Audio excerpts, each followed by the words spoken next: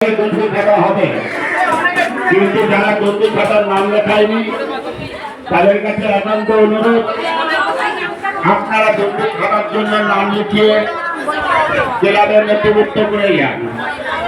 যারা নাম লেখাবে না তাদের দায়িত্ব বারোয়ারি কমিটি নেবে না।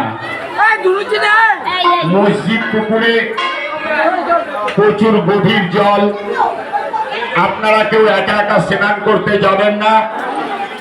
আমাদের বারোয়ারি কমিটির সদস্যবৃন্দ মসজিদ পুকুরে উপস্থিত হবে, তারপরে আপনারা স্নান করতে যাবেন।